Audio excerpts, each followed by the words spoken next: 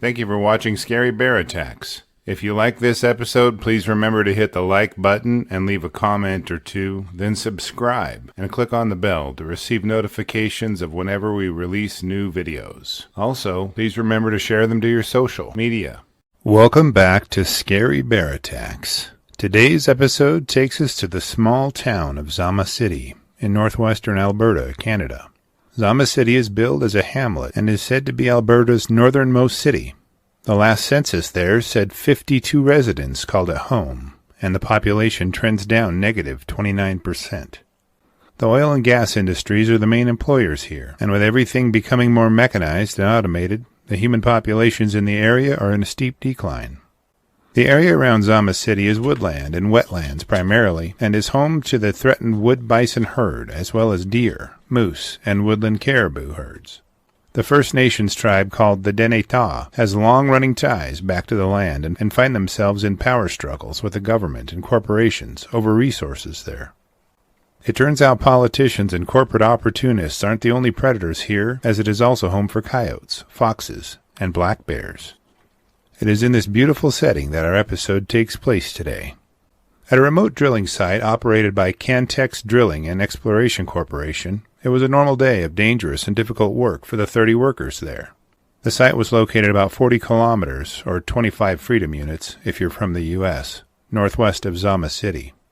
44-year-old Lee Randall Morris was a geologist at the remote drilling site and originally hailed from Calgary, Alberta, Canada. At around 4:45 p.m., Lee decided to take a walk and headed down toward the creek a few hundred yards from the drilling site camp. By dinner time at 5:30 p.m., he had not returned, and no one had heard from him since he'd left a short while ago. The residents and employees of the camp had been warned not to leave the area alone. There are many dangerous animals nearby, and without help, you can end up in a situation that can be deadly, or you can just get lost in the thick woods surrounding the camp. 24-year-old Carol Marshall worked at the drilling site as a general laborer. She originally hailed from Edmonton, Alberta, Canada, and had relocated here for work. One of Carol's work associates, 21-year-old Martin Ellis, ran some heavy machinery at the drilling site. According to the sources I found, the two young people were at least friends and possibly romantic interests of each other. At around 7:30 p.m., Carol and Martin decided to go for a walk and smoke some after-dinner cigarettes together near the same creek that Morris had headed toward earlier that evening. As they neared the dense vegetation along the creek, a large black bear suddenly appeared only about 15 feet away. Carol and Martin immediately panicked and ran away as fast as they could, while Martin headed toward the first tree he could find to climb. As he pulled himself up into the canopy of the tree, Martin's attention was on climbing, and he lost sight of Carol and the bear. When he finally got to a precarious perch, he looked around and saw the bear mauling Carol. For several minutes he watched it bite and claw his friend, and could do nothing about it. When Carol stopped moving, the bear seemed to shift its interest. It glanced up the tree only a few yards away toward Martin. It slowly lumbered to the base of the tree Martin was sheltering in. It seemed to be mulling over the effort required to climb the tree and pull Martin from its limbs. About 80 yards back toward the camp, Martin saw a flash of motion in the bushes. He watched incredulously as the son of the camp foreman, Bud Whiting, came bounding into view. Martin yelled at the Whiting boy to leave and go get help. He warned him there was a black bear beneath the tree he was in, and that it had killed Carol. The Whiting boy dashed back into the brush to get help. A few short minutes later, Bud Whiting arrived at the location with his son and his rifle. Bud got to within shooting range and fired at the black bear. His shot wasn't immediately fatal, but it drove the bear off, allowing Martin to climb down. A few of the people from the camp came down to where Carol's body was lying. They began to look around and see how to best retrieve her body. They could see a large patch of disturbed soil about 3 or 4 yards from her body. As they investigated closer, they could see the body of Lee Randall Morris, buried underneath dirt and sticks scraped from nearby. It was clear the black bear was claiming Mr. Morris's body as his food cache, and had cached him for later consumption. The news of the predatory black bear attack was immediately relayed to the Game Management Office, as well as the fatal attack details. They sent out a cohort of officers to locate the now injured black bear and dispatch it. They searched for the bear and found it toward midday the following afternoon.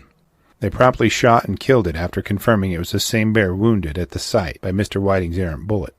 Martin wasn't injured, but was so stressed out by the events that he was taken to the nearby town of High Level to relax and recover from the shock of the events he'd just experienced. Lee and Carol's bodies were recovered, as well as their loved ones notified of their deaths. Their bodies were transported back to their families for memorial service.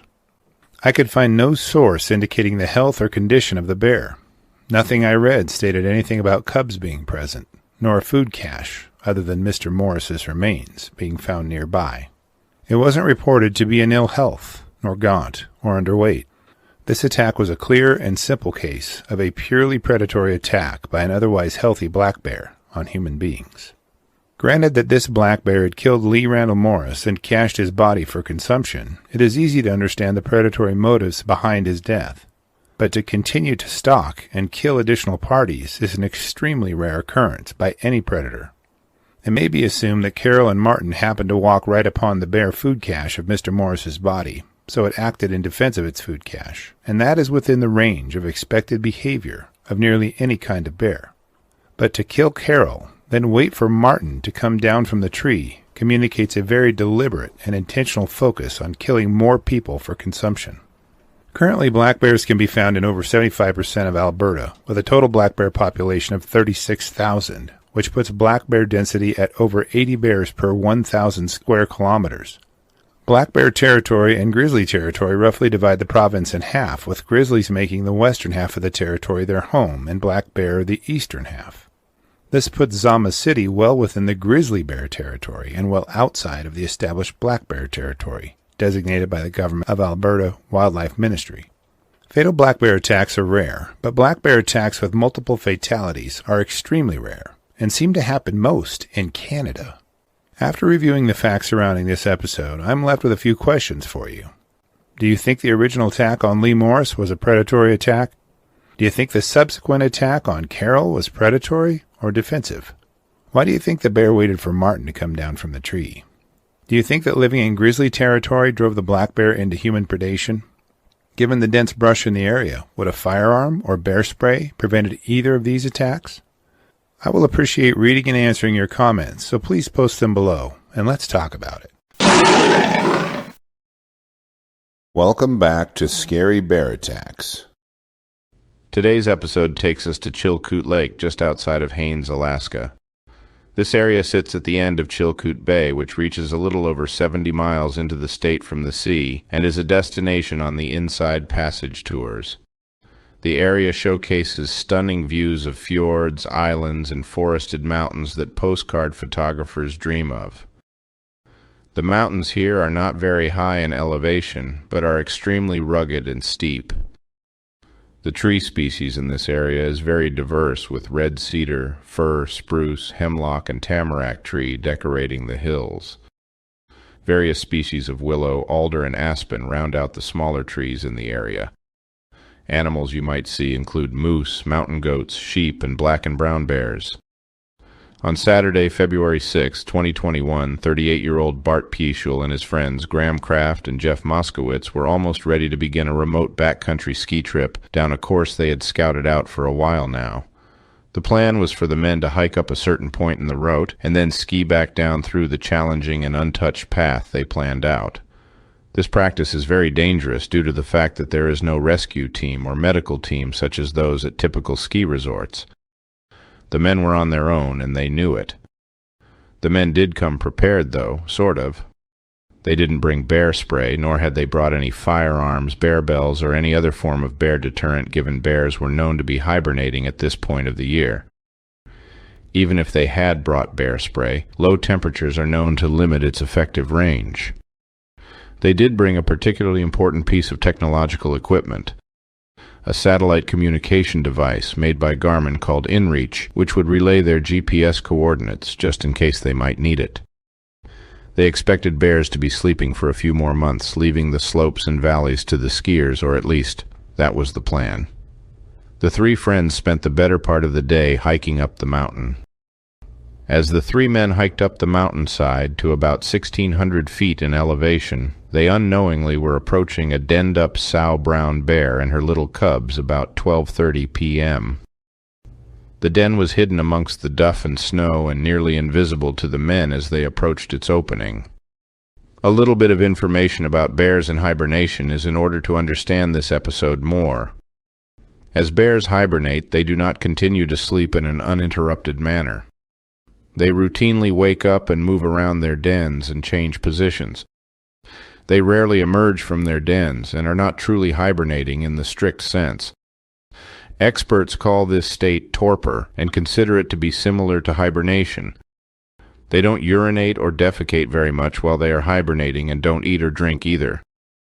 Experts explain that hibernation is an evolutionary adaptation which helps bears get through periods of the year when their food sources are low or unavailable. The facts surrounding why this mama bear wasn't sleeping blissfully while her little cubs nursed for a few more months aren't certain, but she was clearly disturbed by the men as they approached her den. It is a known phenomenon that bears in the southeast part of Alaska hibernate for shorter time frames due to more mild weather than areas farther north.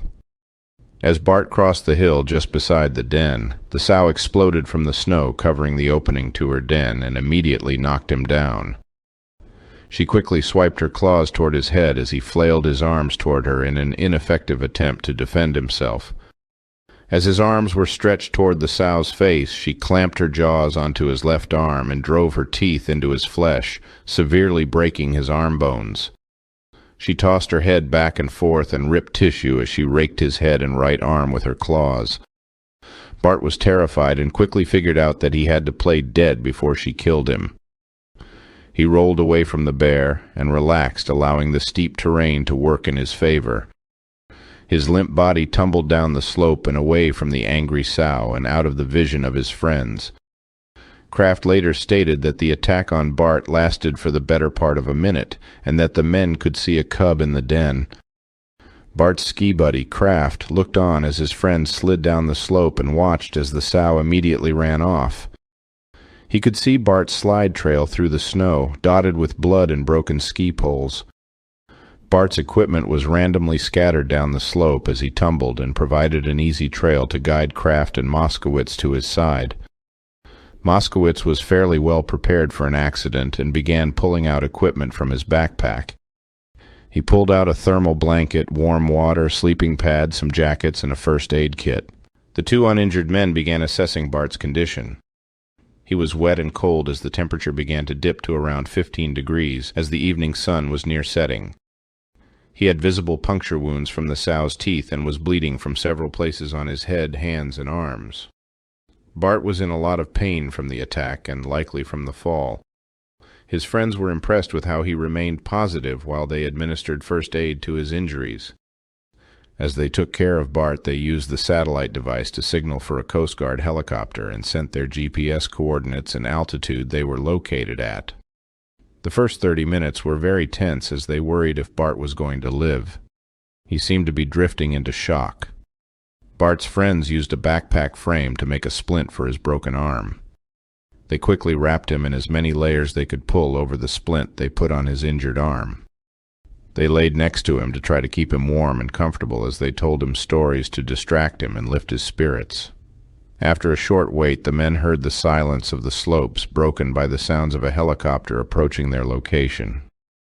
An MH-60 Jayhawk helicopter with a 5-person crew was dispatched from Sitka about 100 miles away, but arrived right on time.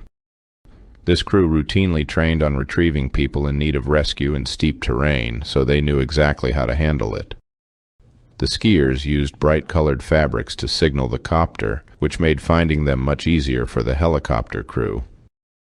They watched as the rescue party hefted a tethered litter out the side and lowered it on a cable along with a medic and a rescue swimmer, who was sent to evaluate Bart's condition.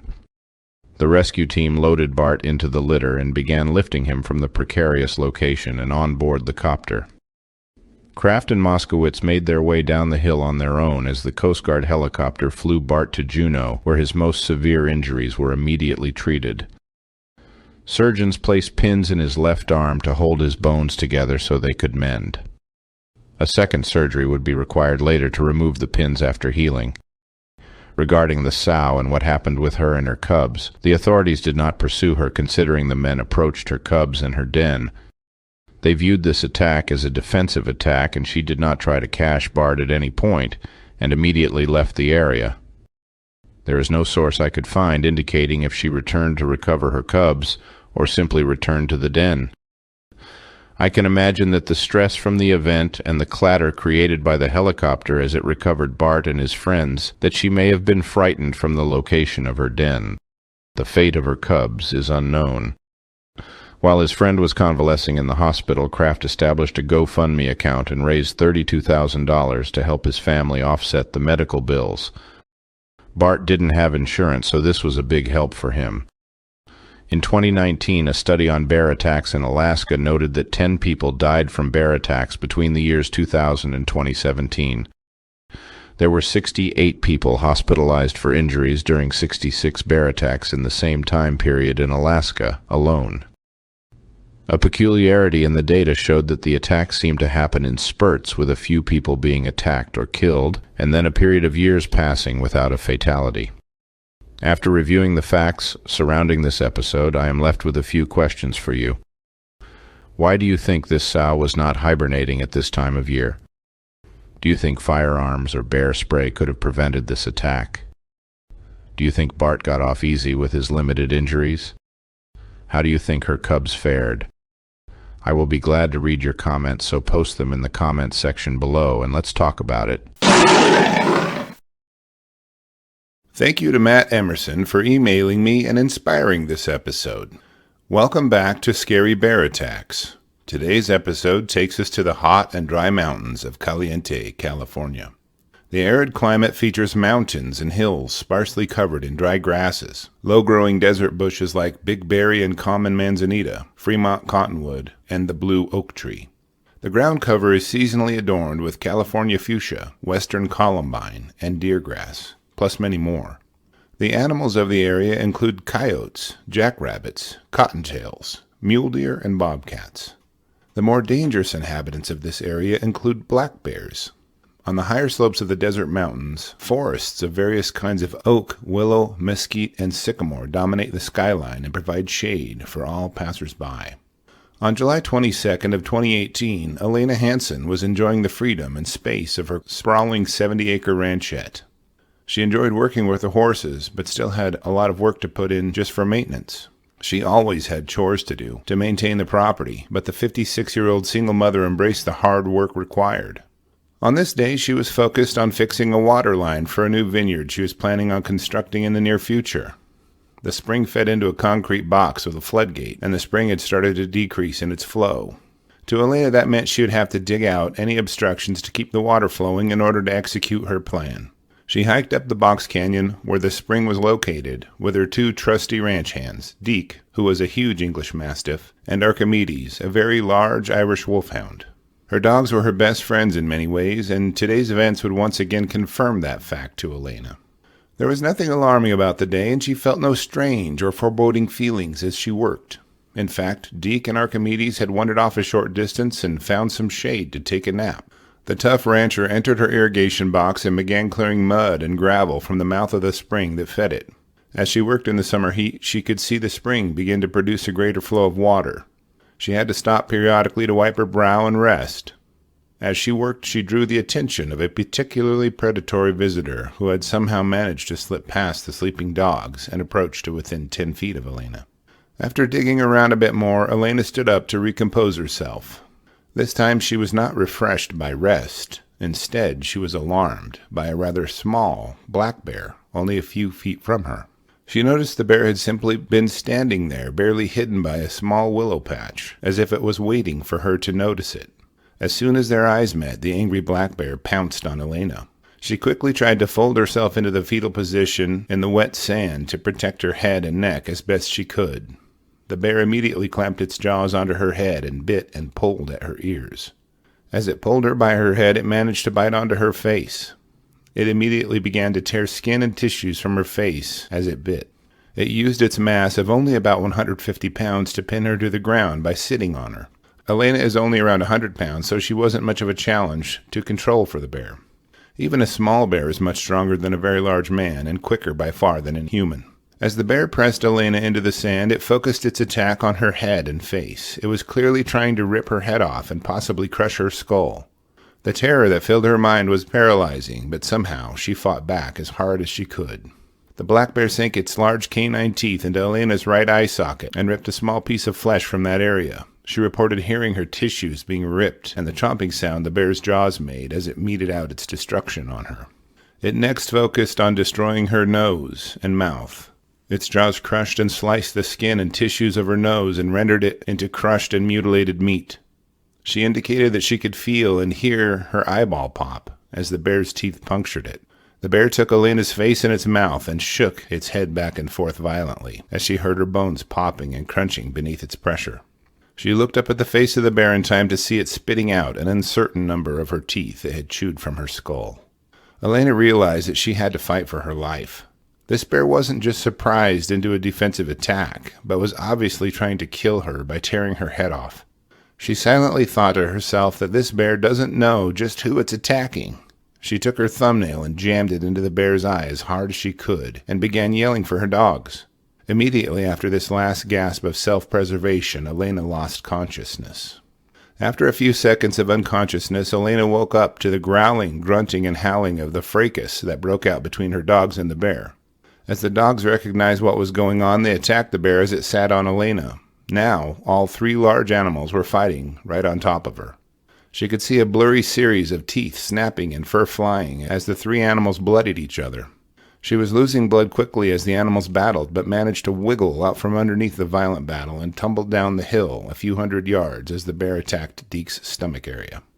She struggled to her feet and stumbled a little over a quarter of a mile back to her vehicle, led by Archimedes and Deke, who had sustained minor injuries.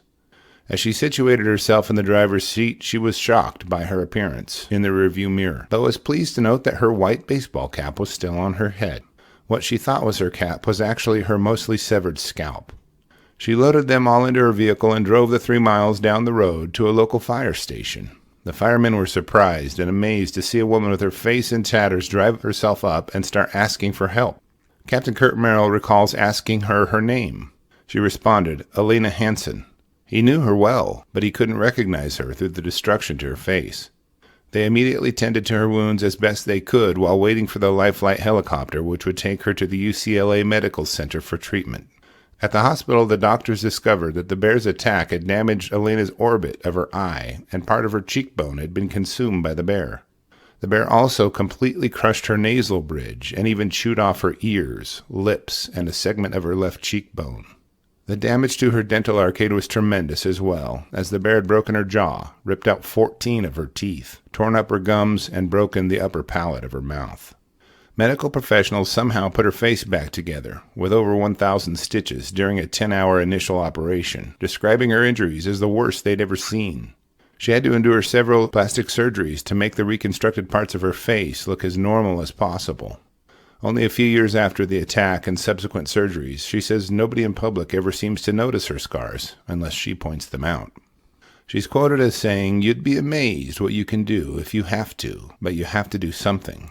The key to surviving is it doesn't matter what you do, just start the ball rolling.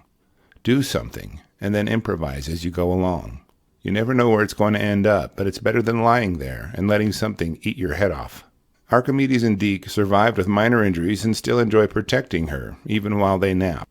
The firemen at the fire station admired her toughness as they pointed out that she not only drove herself there, but had the wherewithal to give them her personal information. Elena's son, Alec Newman, said that it would take a lot more than some punk bear to get rid of his mother. A further comment of Elena's is quoted as, "These scars are hard-earned trophies for what I've been through. They're actually something I can be grateful for. I'm proud of them. I can go talk to little girls and say, I'm still beautiful, even with these." Regarding her sentiments toward the bear, Elena is quoted as saying, "They've got as much right to be here as I do, but until they start paying property tax, I'm going to assert my dominance." As for the bear, there's no source of what happened to the bear. To my knowledge, it has not been killed, and no one's pursuing it for such aims. On a more somber note, Elena's insurance company refused to cover all but 20% of her medical bills. Her expenses are calculated at around $300,000. She maintains she was first mauled by a bear, then mauled by Blue Cross. The podcast recounting the entire event is pinned in the comment below this video and gives you a great perspective on how admirable and hilarious Elena is. There is also a link to her book recounting her attack titled Chomp, Chomp, Chomp in the sources. Since YouTube guidelines prohibit the posting of pictures as gruesome as Elena's, I've posted them on my Patreon, and the link is below, so click on it and take a look. After reviewing the details of Elena's attack, I'm left with a few questions. First, do you think her bear attack was a predatory attack or a territorial attack? If bears see us as a food source, then that's a very frightening reality. If they see us as competition, then they may continue to see us as an existential threat. Next, do you think she would have survived if her dogs had not come to her rescue? Also, do you think that the bear attacked her because she was occupying one of the few water resources in the area? Finally, would you agree that she is one of the most beautiful and witty bear attack victims we've ever covered on this channel? Please post your comments in the comments section below and let's talk about it. Thank you for watching Scary Bear Attacks. If you've enjoyed this episode, please consider clicking on the like button and clicking on the bell icon. We'll help you know when we post our new episodes. Posting our video links to your social media profiles furthers awareness, and it's fun. We slashed our prices in our merch store, linked below, so check out the bargains there while you shop for. As a member of our human community, remember to adventure bravely and be careful out there, especially in bear country.